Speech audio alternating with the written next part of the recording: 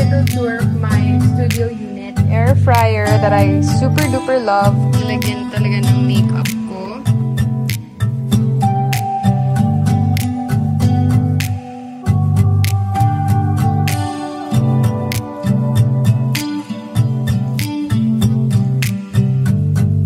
Counting all my problems, one by one they're falling down on me. One more day in Paris, paradise is not what it's made to be. Today is August 12. Actually, I moved in dito a couple of times. Like, paunti-unti ko talagang dinadala dito yung mga gamit. And my last move-in was last night. Kasi nga, umuwi na sila mama sa Bicol. So, sabi ko, pag wala si mama, I'm gonna live here sa QC. Kasi I have to get used to the environment. Unlike last year, parang na-homesick pa ako, naninibago pa ako. So, I need to face the reality of living alone in a new city. Although sabihin natin malapit lang QC sa Makati, it's still different kasi syempre, it's a new place. So, as much as possible, gusto ko maging homey rin itong condo na to kahit papaano. I'm just gonna give you a quick little tour of my studio unit here in QC. Once you enter the door, eto na agad makikita mo. I got this shoe cabinet from IKEA and I just placed here my shoes. Dito are just empty boxes and I have here some hooks that I can hang my ID, ganon, just to make my life easier. Here, this wasn't supposed to be my electric fan, pero I broke my new one na binili ko last year. So, ito na muna, para hindi na muna ako bumili. So, I have to clean pa nga this one kasi nga malikabok. Andyan yung water ko. Mga lab gown ko yan, mask for my dissection. So, iiwan ko na siya sa locker. This one is parang yung lalagyan ko ng air fryer that I super duper love because ang ganda niya, very aesthetic. And then, sa baba naman is itong mini rice cooker ko na sobrang cute. Mga cute size guys yung mga appliances ko. Sinadya ko talaga kasi cute size din tong condo. So ito, kettle ko. Here, this is where I put my other stocks na parang hindi ko alam kung saan ko ilalagay. Very random. Meron ditong pancit canton, my kitchen towel na stock, oil, apple cider, garbage bags. Ito yung sa laundry kasi I plan on doing my laundry sa washing machine. So to protect my clothes, I have here this net that I could put my clothes in. Kitchen towels. Tapos ito is a box of Ziploc bags. This one is my dining table with two dining chairs. And sa baba niya are boxes na nagtatago. Meron pa akong multi-cooker na appliance. Sa pinadala lang sa akin ni mama na I have no idea how to use it. And then this one naman is oven toaster. Sabi nga ni Ilan, dapat di na ako bumili nito kasi meron akong air fryer. But sanayran kasi ako sa oven toaster. It's just that, kaya hindi ko muna siya nilalabas sa box kasi I don't know where to put it. I got this dining set from IKEA. Very simple lang siya. Kanina galing ako sa Mr. DIY. Ito yung stock ko ng rice. This one naman, it's shirataki rice that I ordered from TikTok. Ito yung binigay sa akin ng flowers ni Aiden for my birthday. I placed them in this vase that I got from IKEA. And then also from IKEA is itong kitchen towelet holder. Meron ako ditong mirror. Actually, ito yung nabili ko, yung pinahita ko sa Shopee haul ko. Pero nilalagay ko muna siya dito kasi I still don't know where to put it. Pero pag ginagamit ko siya, nilalagay ko siya sa study table ko. May mga pamahiin kasi ako guys na pinapaniwalaan kaya naka-face the wall siya. After the dining set, we head on over to this area, which is this. This is actually a bedside table na iniba ko yung placement kasi iniba ko rin yung placement ng higaan ko. Naisip ko kasi okay siya dito kasi kakapakabit ko lang ng internet ko and dito ko na lang nilagay yung router para hindi lang din siya nakalapag sa sahig. Ito naman yung TV. Last year, wala akong TV dito and naisip ko, siguro kaya gusto ko laging umuwi sa Makati kasi may TV doon. So sabi ko kay mama, yung TV na to na naka-store lang sa bahay, dadalhin ko na lang sa Manila. Ito naman na TV stand. Since bawal ako ako mag-ano ng pako dito. Bumili na lang ako ng TV stand from Lazada and it's really nice. And it really matches the white walls. Tripod ko for when I film sometimes pag naisipan ko. Then laundry basket para easy access din sa akin. Tapos dito ang aking snacks corner. Literal na corner kasi katabi niya talaga yung corner. So ito yung mga napamili kong snacks sa Landers or Landmark. Dito naman, still snacks. Ito yung binili ko yesterday and I plan on drinking it later na din. I have here my oatmeal. Pagkain ng mga estudyante talaga, no? Instant ramen. Pinagbabawala rin talaga ni mama na kumain ng mga instant noodles. So, konti lang talaga yung tinak ko na mga instant noodles. Meron naman ditong Spam. My favorite corned beef. Mac and cheese. Sa soup. So, dito, empty space. I'm still thinking of something to put here. Actually, gusto ko ng sofa, pero pag-iisipan ko pa rin kung paano magiging itsura niya. Para pag if ever may friends ang pumunta, may maupuan naman sila. Ito yung view ko sa labas, pero beware, mainit. Ayan. Ito naman yung aking study table, ex-vanity table. Dito ako mag-aaral. Dito ako iiyak. Dito ako maghihirap. Ganon. Siyempre magulo kasi sa totoo lang hindi naman talaga nag-prepare for this family picture. Para pag naiiyak na ako nung homesick ako, titignan ko na lang sila and then they will be my instant motivation to study. And then pag masakit na yung leeg ko, ganon, may salon pass, may perfume. This one is my jewelry chest. Pero wala akong jewelry. Charot. Pero seryoso, wala din talagang earrings na nadala pala. Tapos dito naman are some of my makeup. Everyday makeup, ganon. Lipsticks, skincare. And then may wallet. Hindi naman talaga yan dito. Pero nilagay ko lang yan dito kasi kakarating ko lang. And then, may planner. Crucifix para pa nag-prayer ako for guidance and for Papa. Meron ako ditong symbol ni Jesus Christ. Tapos, dito naman are my coins. Some of my school supplies. Ay, syempre, ayun, may picture. Complete ka man dito and hindi ko pa napapaste to. Kaya tinawan yung ang galaw, sorry. Andito rin pala yung disposable ko. Ito yung binili kong speaker from Miniso yesterday and it's so far so good. Like, maganda. Then, ito naman yung parang bag na nakuha ko from Flying Tiger also. Ito yun naman yung lalagyan talaga ng makeup ko. Ito yung mga bago, like mga naka-box pa, di ko pa nagamit. And then, dito naman yung iba pang makeup, everyday makeup. This is my moisturizer na dapat nandito. Ito dito. And then, my makeup brushes also.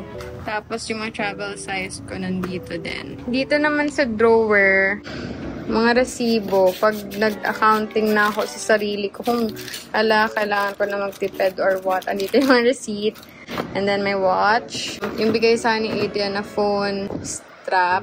Ito, mga pouch ko lang yan na empty. Like, yan yung mga pinaglagyan ko ng mga makeup when I moved in here. Tapos, ito naman, random pouches again na mga pinaglagyan ko ng mga abubot. For my bags, actually, wala talagang halos dinalang bags dito kasi feeling ko mas safe sila sa Makati. I brought with me my pollen bag, my sunglasses from Gentle Monster. And ito kasi guys na bed ko. This is from IKEA. Also my pillow. Meron na kasi siyang built-in drawers. So nilagay ko dito yung mga panglabas kong damit. And then this one. Same lang din. Diyan din yung uniform ko. Mga pang-workout. Kala mo naman, nagpo-workout. Dito ko nilalagay talaga yung remote ng aircon. Then dito, aircon. Tapos dito yung book ko. Ito, mga random stuff na papers dito sa condo. Ito yung built-in cabinet. Jackets ko. Ito yung CR ko, guys. Hello, gorgeous. Charan! Toothbrush. My face cleanser. Tissue. Ito yung mga stocks ko. Ayan, shampoo, soap, dry shampoo, deo, tissue, cotton pads, fabric something, then Lysol. Tapos doon mga stock ng mga panglinis. Ayan. Tapos ito yung shower heater. Lahat to, guys, ako nag-build kasi bare condo unit to. Like, ang free lang talaga dito is the cabinet. Ito na yung mini kitchen ko. I have here my induction cooker, my kitchen apparatus, kung ano-ano to, mga cleaning rag, panghugas ng dishes. Tinry ko na rin tong Scrub Daddy. Okay din siya. And then, here are my condiments. Tapos, may knife. Ito lang yung nag-iisa kong knife, pero very maaasahan to. Kitchen towel, wipes, and tissue. Tapos, dito naman sa baba, yan. Andito na yung mga other panlinis na nilagay ko dito para ma-separate siya sa pan ko. Dito yung pag nagpa-laundry ako, may Ariel ako, Zonrox. Ito naman, para sa leftovers. Halimbawa, plate. Ayaw mo mga moy or ayaw mo makontaminate sa ref. Bidet. Tapos para meron akong basin para pag nag-defrost ako ng frozen goods, ilalagay ko lang dyan with water. Tapos, ito na yung pan ko. Lastly, nalagay ko dito yung plates ko. Also from IKEA. Sponsor nyo nga ako, IKEA. Lahat to sa inyo eh. Pati ito. Lahat to, IKEA yan. Ito na yung ref. Ito yung laman ng puro longganisa. And then this one naman is marinated prita. Basta si mama nito eh. Kaya sobrang natotouch talaga ako kay mama. You're the best, mom. So, galing din to from IKEA. For ice cubes. Then also may chicken ako dito na unmarinated. Tapa, beef tapa, hot dog, and then kikiam, and then mga pizza. Baba naman are just probiotic drink. It's from Yobik. And then ito, leftover to water lang, syempre. I love cold water. Meron ditong milk for my cereal. My favorite chocolate almond milk. Quick melt. Tapos peanut butter. Meron din akong cake. Ito yung mga adobo na niluto sa akin na I have to reheat. Eggs. Tapos may aloe vera drink. Pomelo drink. Chocolate, outside, ganon. Now, we go to the awful part. Ito, definitely, basura to, guys. Dito kasi, you have to place your trash outside your door. And may specific time lang to pick it up. Ito naman, yung box ng induction cooker na hindi ko pa alam kung saan ko ilalagay. Then tomorrow, ito na yung magiging basurahan ko, itong plastic. Tapos ito talaga yung trash can ko. Pero ngayon, parang inuuna ko muna tong mga to para mas sulit. I'll just update you guys when I can. And I'll just upload a video when I can. There's still something to look forward to in my channel. It's just that I don't know when. Kasi things are gonna get hectic in the coming weeks. So yeah, I have to prepare for it. And yeah.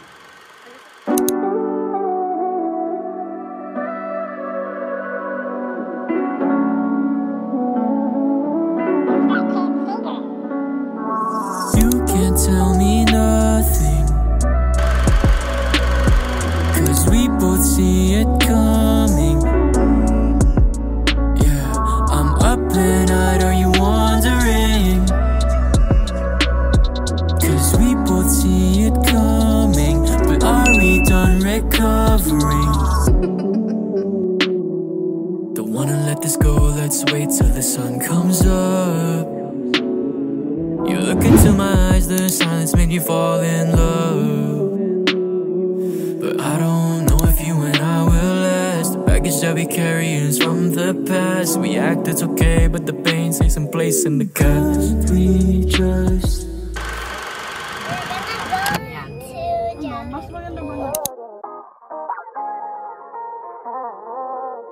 Oh, hello, Papa. so sweet like a lemonade. Take time, we can give it a minute, mate. We can do something new, let me innovate. We can take it slow like we iterate.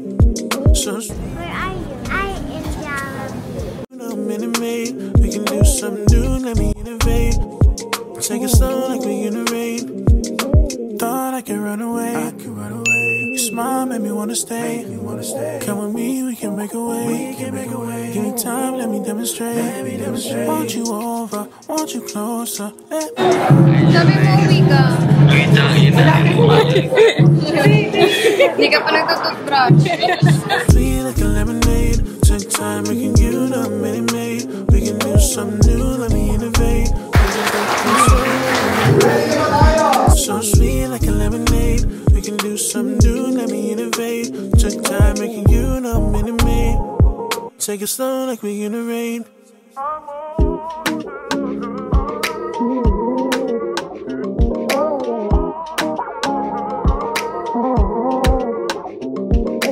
Sweet like a lemonade. Take time, we can do something new, let me me innovate. Taking thick and slow like we in a rain. So sweet like a lemonade. Took time making you know Minute Maid. We can do something new, let me innovate. Take it slow like we in the rain. Thought I could run away. Your smile made me wanna stay. Come with me, we can. Hi guys! As you can see, I'm back in the condo. It's still August 19 and it's a Monday. So if you are wondering bakit wala akong class on a Monday, it's because Quezon City Day, which means it's a holiday for us people studying in QC. It's currently 6:30 and I'm really stressed out. Hindi dahil sa school but yung Grab. Kasi kanina pa ako nag-order like mga 5:30. Tapos, pinapaasa lang ako ng Grab. Tapos ngayon, kinancel na talaga nila yung order ko. So yun, I'm gonna go down to buy dinner. Kasi sa totoo lang, I haven't eaten yet a proper meal today. Siguro yung nakain ko lang talaga is yung Chicken Joy from Jollibee kanina. Yung isang drumstick lang. Kasi umuwi lang din agad ako to prepare for my flight this afternoon. I have class tomorrow. Tomorrow's a Tuesday. And pupunta din dito sila mama sa Manila because they are going to Korea. Their flight is on 21 na supposedly was a holiday pero na-move sa Friday. So in short, yung plan namin ni mama to roam around that day nawala, na-cancel because yun na nga, nagpasok na ulit ng Wednesday.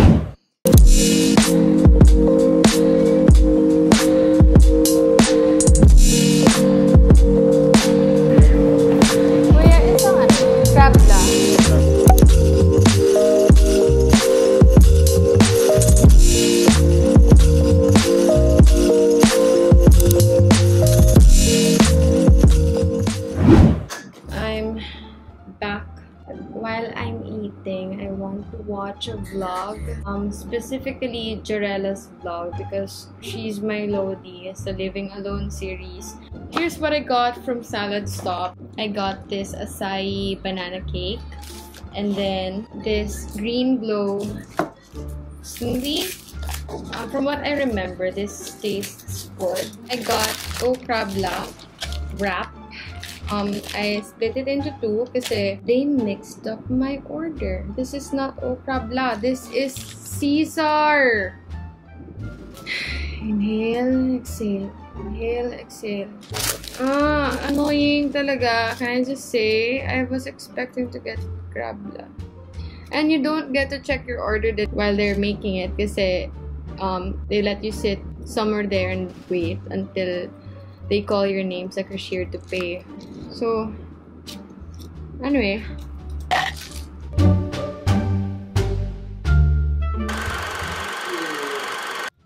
Hi guys! It's the next day. Synchronous kami today. Like online Zoom. Kaya nga wala ako sa QC ngayon. Kasi meron na VOG from Taal Volcano.